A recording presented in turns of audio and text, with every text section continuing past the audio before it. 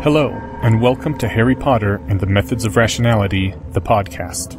Written by Eliezer Yudkowsky, read by Eneasz Brodsky, based on the works of J.K. Rowling.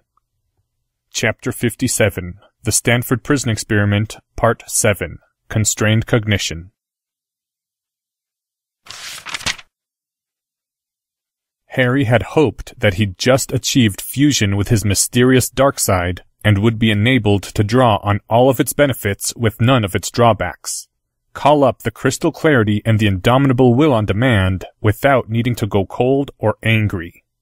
Once again, he'd overestimated how much progress he'd made. Something had happened, but Harry still had a mysterious dark side. It was still separate from him, and his ordinary self was still domitable. And despite the repair work he'd done on his dark side's fear of death, he didn't dare go dark while unshielded in Azkaban. That was tempting fate way too much. Which was unfortunate, because a bit of non-dominability would have sure come in handy about now. What made it harder was that he couldn't slump against a wall, couldn't break into tears, couldn't even heave a sigh. His dear Bella was watching him, and that wasn't the sort of thing her Dark Lord would do. My lord, Bellatrix said. Her low voice was strained. The Dementors, they are coming. I can feel them, my lord.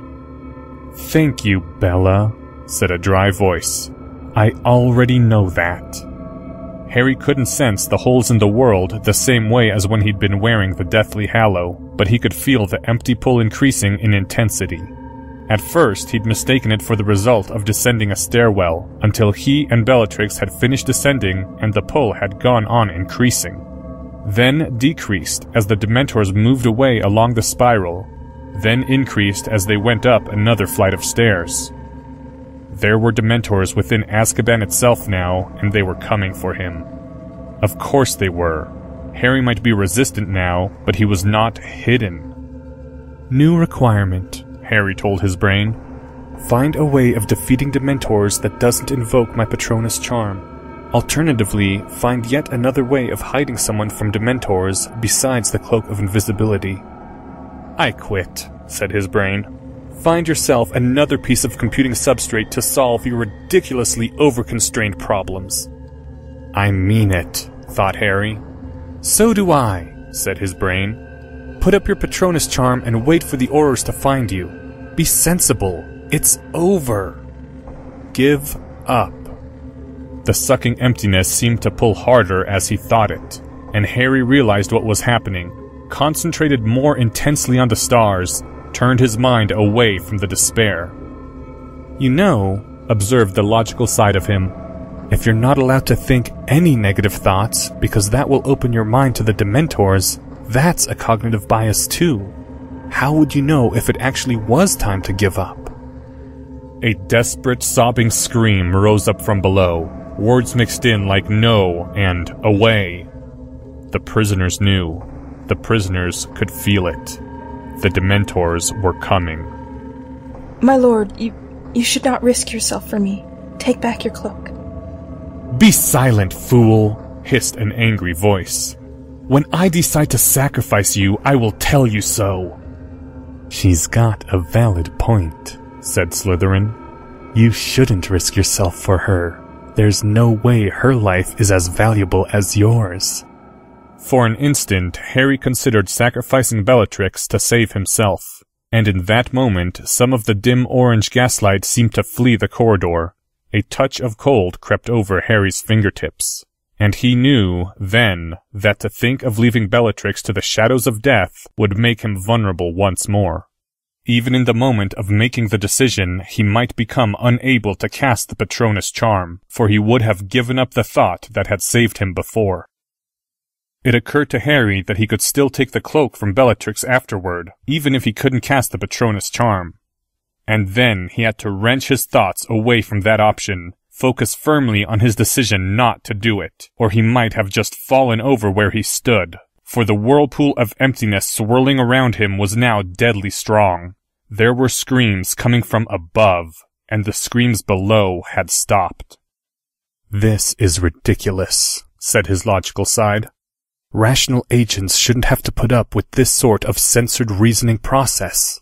all the theorems assume that how you think doesn't affect reality apart from your actual actions, which is why you're free to choose an optimal algorithm without worrying about how your thoughts interact with Dementors. That is a really dumb idea, said Gryffindor. Even I think it's a dumb idea, and I'm your Gryffindor side. You're not seriously going to just stand there and...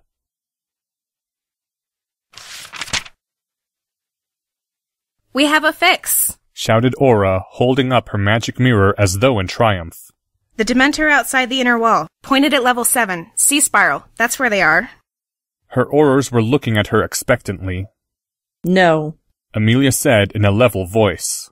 That's where one of them is. The Dementor still can't find Bellatrix Black. We are not running down there and letting her through in the confusion. We are not dividing our forces to be ambushed. So long as we move with caution, we can't lose. Tell Scrimgor and Shacklebolt to keep going down level by level, same as before. The old wizard was already striding forward.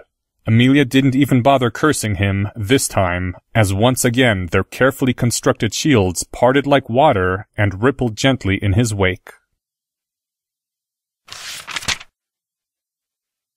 Harry waited at the beginning of the corridor, just next to the stairs leading upward. Bellatrix and the snake were behind him, concealed by the deathly hallow that Harry had mastered. He knew, though he could not see, that the emaciated sorceress was sitting upon the stairs, slumped back, since Harry had withdrawn his hover charm to free up his mind and magic. Harry's eyes were fixed on the far end of the corridor, next to the stairs that led downward.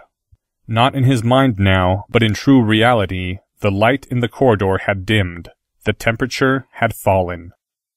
The fear thundered over him and around him like a sea whipped by hurricane winds, and the sucking emptiness had become a howling draw towards some approaching black hole. Up the stairs at the far end, floating smoothly through the dying air, came the voids, the absences, the wounds in the world.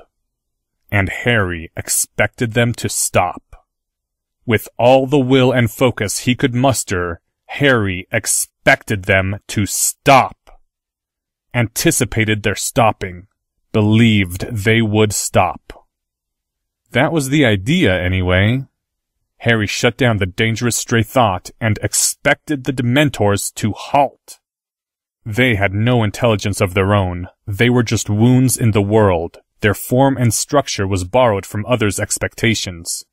People had been able to negotiate with them, offer them victims in exchange for cooperation, only because they believed Dementors would bargain. So if Harry believed hard enough that the voids would turn and go, they would turn and go. But the wounds in the world kept coming. The swirling fear seemed like a solid thing now, the emptiness tearing at matter as well as mind, substance as well as spirit. You could see the metal beginning to tarnish as the holes in the world passed.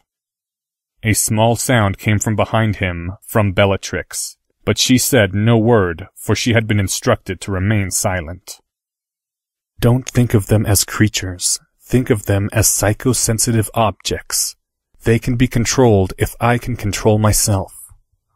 The problem was that he couldn't control himself so easily, couldn't make himself believe blue was green by an act of will. Couldn't suppress all those thoughts about how irrational it was to make yourself believe something.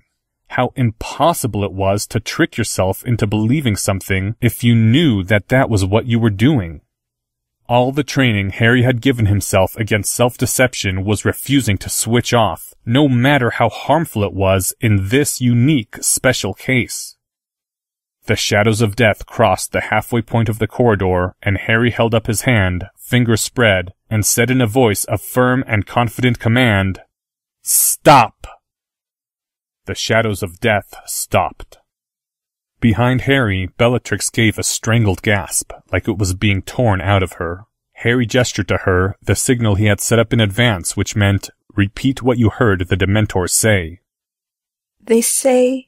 Bellatrix said, her voice was shaking. They said Bellatrix Black was promised us. Tell us where she hides, and you will be spared. Bellatrix? Harry said, making his voice sound amused. She escaped a while ago. A moment later, Harry realized that he should have said that Bellatrix was among the Aurors in the top level. That would have caused more confusion. No, it was wrong to think of the Dementors as trickable. They were merely things. They were controlled only by expectations. They say, Bellatrix said in a cracked voice. They say they know you're lying. The voids began to move forward again. Her anticipations are more solidly believed than mine. She is controlling them unwittingly. Don't resist, Harry said, pointing his wand behind him. I love you. Farewell, my lord. Somnium. It had helped, strangely enough, hearing those particular awful words, understanding Bellatrix's mistake. It reminded Harry why he was fighting. Stop! Harry said again. Bellatrix was asleep. Now only his own will, his own expectations rather, should control those spheres of annihilation.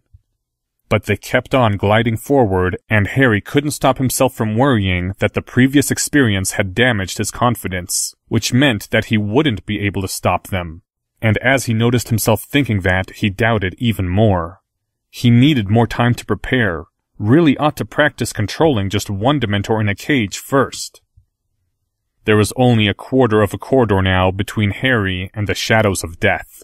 The empty winds were so strong that Harry could feel the erosion beginning in the cracks of himself. And the thought came to Harry that maybe he was wrong. Maybe Dementors did have their own desires and planning capability. Or maybe they were controlled by how everyone thought they worked, not just whoever was closest to them. And in either case... Harry drew up his wand into the starting position for the Patronus charm and spoke. One of your number went to Hogwarts and did not return. It no longer exists. That death is dead. The Dementors halted. A dozen wounds in the world stood motionless, while the emptiness screamed around them like a deadly wind to nowhere. Turn and go, and do not speak of this to anyone, little shadows, or I will destroy you as well. Harry's fingers slid into the starting position for the Patronus charm and readied himself to cast it. In his mind, the earth shone among the stars, the day side bright and blue with reflected sunlight, the night side glimmering with the light of human cities. Harry wasn't bluffing, wasn't trying to do anything tricky with his thoughts. The shadows of death would move forward and be annihilated, or they would depart. He was equally ready for either. And the voids retreated back as smoothly as they came, the winds of nothingness lessening with each meter they traversed as they slid back down the stairs and departed. Whether they truly had their own pseudo-intelligence, or whether Harry had finally succeeded in expecting them to go, that Harry didn't know. But they were gone. Harry took a moment to sit down beside the unconscious Bellatrix on the stairs, and slumped down as she was slumped, closing his eyes for a moment. Only a moment. He sure as hell wasn't planning to sleep in Azkaban, but he needed to take that moment. The Aurors would still be going down the stairs slowly, Harry hoped, so it wouldn't hurt to take just 5 minutes to rest. Harry was careful to keep his thoughts positive, cheerful. I'll just have some nice regenerative rest here, and then I'll feel better. Rather than, say, I'll just collapse in emotional and physical exhaustion. Because the Dementors hadn't yet retreated very far. And by the way, Harry said to his brain, you're fired.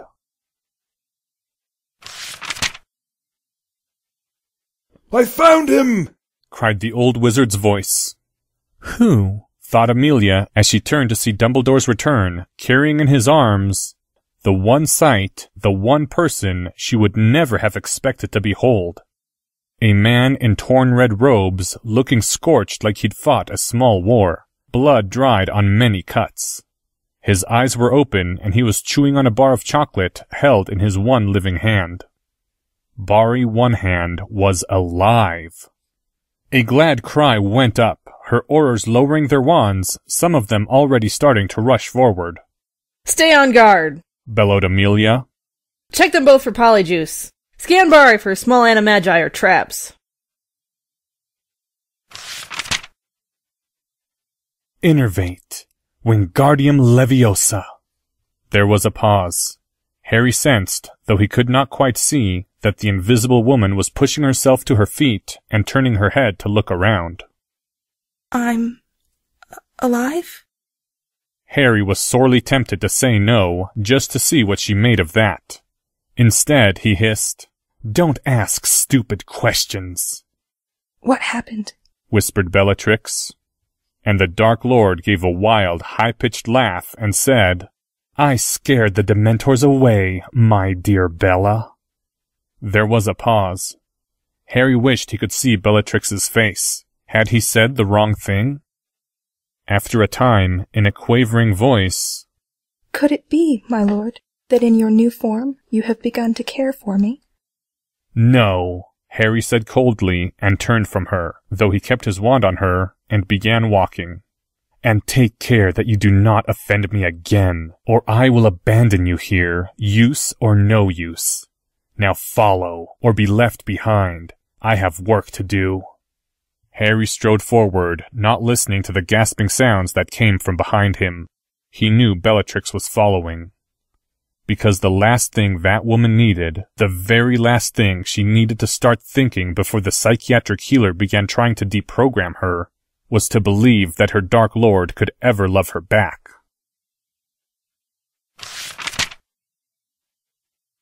The old wizard smoothed his silver beard contemplatively, looking at where Auror Bari was being carried out of the room by two strong Aurors. Do you understand this, Amelia? No. She said simply. She suspected some trap that they hadn't yet been able to fathom, which was why Auror Bari was going to be kept outside the main party and guarded. Perhaps, the old wizard said at length, whichever of their number can cast the Patronus charm is more than a simple hostage. Someone who was tricked into this, mayhaps? For whatever reason they left your Auror alive, let us not be the first to wield deadly curses when we find them. I see, said the old witch in sudden realization. That was their plan. It cost them nothing to obliviate him and leave him alive, and it makes us hesitate. Amelia nodded decisively and said to her people, We carry on as before. The old wizard sighed. Any news from the Dementors? If I tell you, will you run off again? It costs you nothing, Amelia, the old wizard said quietly, and may save one of your own people in the fight. Costs me nothing except my chance at vengeance. But that was nothing compared to the other. The annoying old wizard was often right in the end.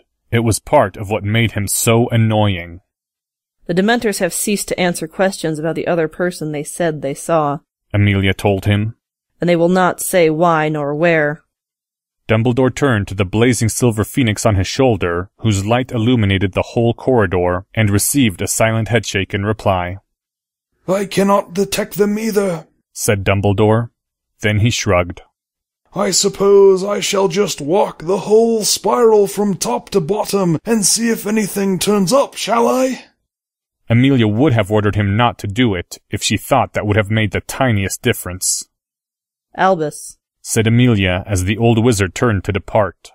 Even you can be ambushed. Nonsense, my dear, the old wizard said cheerfully as he strode off yet again, waving as though in admonition his 15-inch wand of unidentifiable dark grey wood. I'm invincible. There was a pause. He didn't really just say that, whispered the newest Auror present, a still prim young lady by the name of Noelle Curie, to the senior member of her trio, Auror Brooks. Did he? He can get away with it, Isabel whispered back to her. He's Dumbledore. Not even fate takes him seriously anymore. And that, Amelia said heavily for the benefit of the younger Aurors, is why we never call on him on anything unless we absolutely must. Harry lay very still on the hard bench that served as the bed of this cell, a blanket pulled over him, staying as absolutely motionless as he could while he waited for the fear to return. There was a Patronus approaching, and a powerful one. Bellatrix was hidden by a deathly halo, so no easy charm would penetrate that. But Harry did not know what other arts the Aurors might employ to detect his own self, and dared not reveal his ignorance by asking her. So Harry lay on a hard bed, in a cell with a locked door, and a mighty metal door locked behind him, in absolute darkness, with a thin blanket pulled over him, hoping that whoever it was wouldn't look in, or wouldn't look too closely if they did. That wasn't a point Harry could affect, really. That part of his fate lay entirely in the hands of the hidden variables. Most of his mind was concentrating on the ongoing transfiguration he was performing.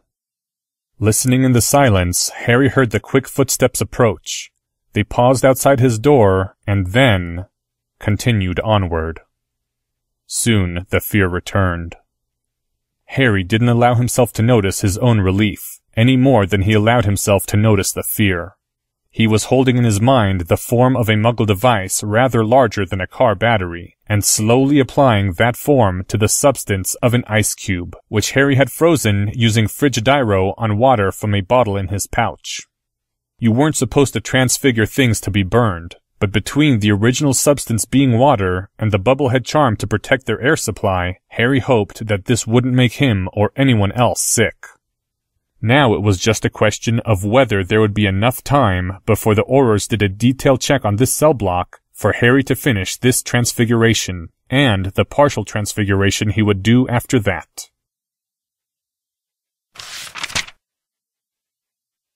When the old wizard strode back empty-handed, even Amelia began to feel a twinge of worry. She and the other two Auror teams had worked a third of the way down the 3 spirals, in synchrony so as to not allow any gap of their coverage that could be jumped by cutting through a ceiling, and they'd yet to find any sign. Might I ask you to report? Amelia said, keeping the edge out of her voice. First, a simple walk from top to bottom, said the old wizard. He was frowning, wrinkling his face even more than usual. I examined Bellatrix's cell and found a death doll left in her place. This escape was meant to go unremarked, I think. There is something hidden in the corner beneath a scrap of cloth. I left that undisturbed for your Aurors to examine. On the return trip, I opened each door and looked within the cells. I saw nothing disillusioned, only the prisoners. They were interrupted by a scream from the Red Golden Phoenix, and all her Aurors flinched from it. Condemnation was in it, and an urgent demand that almost started Amelia running from the corridor on the spot. In rather distressing condition. For a moment, the blue eyes were very cold beneath the half-moon glasses. Will any of you speak to me of the consequences of their actions? I did not. Amelia began. I know. My apologies, Amelia. He sighed. Some of the more recent prisoners had scraps of their magic left when I looked upon them, but I sensed no uneaten power. The strongest had only as much magic left as a first-year child. I heard Fox screaming in the distance many times, but never challenge. It seems you shall have to continue your search. They can hide well enough to escape my mere glance.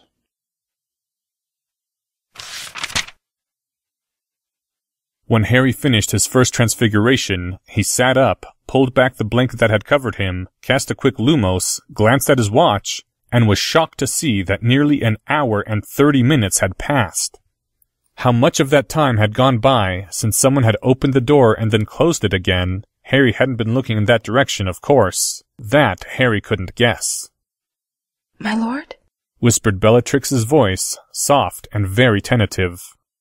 You may speak now, Harry said. He'd told her to remain silent while he worked. That was Dumbledore who looked upon us. Pause. Interesting, Harry said neutrally. He was glad he had not noticed this at the time. That sounded like a rather close shave.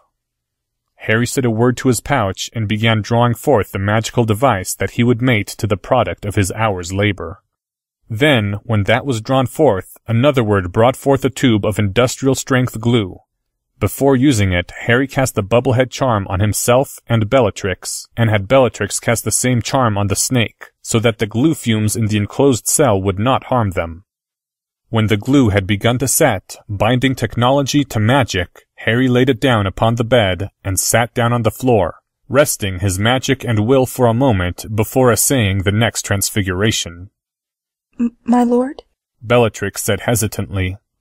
Yes, said the dry voice. What is that device you made? Harry thought rapidly. It seemed like a good chance to check his plans with her under the guise of leading questions. Consider, my dear Bella, said Harry smoothly.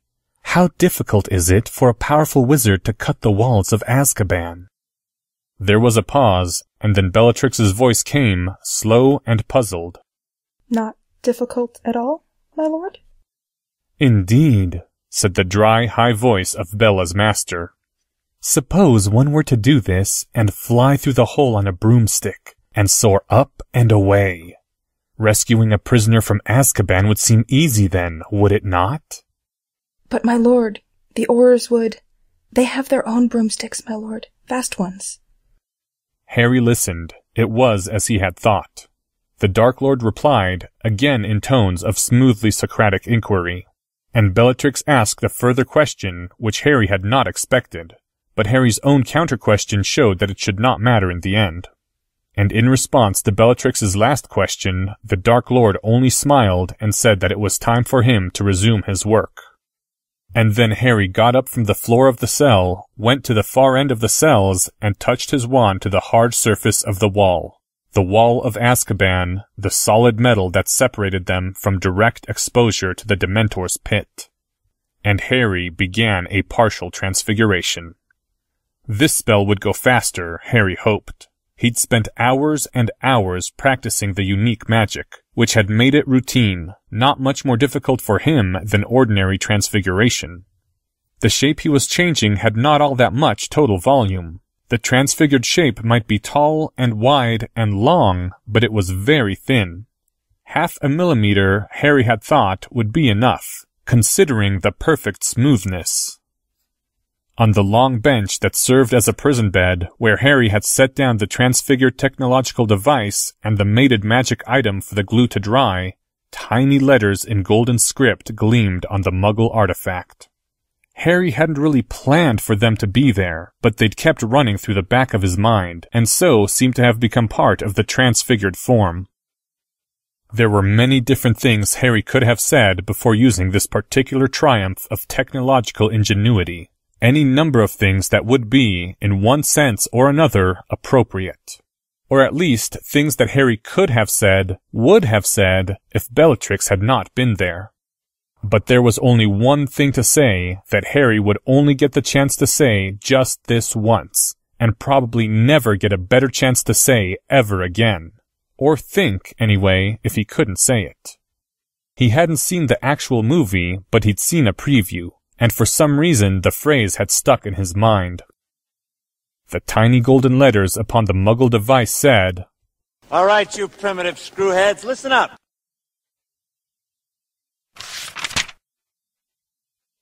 End Chapter 57. Thank you to the following people. Amelia Bones by Melissa Kessler. Dumbledore, Drake Walker. Bellatrix Black, Anonymous. Aura by Becca Lou. The original text for this chapter can be found at hpmor.com. A link is included in this file's description. Recordings, questions, and comments can be sent to hpmorpodcast@gmail.com. If you enjoyed this podcast, please help spread the word at your social forum of choice. If you're interested in learning more about the art of rationality, please visit lesswrong.com, an online community of aspiring rationalists founded by Eliezer Yudkowsky. Today's music was Damnation and Ghosts, Track 17, both by 9 Inch Nails. There will be no episode next week for the 4th of July holiday. Please come back in 2 weeks for Chapter 58, The Stanford Prison Experiment, Part 8, Constrained Cognition.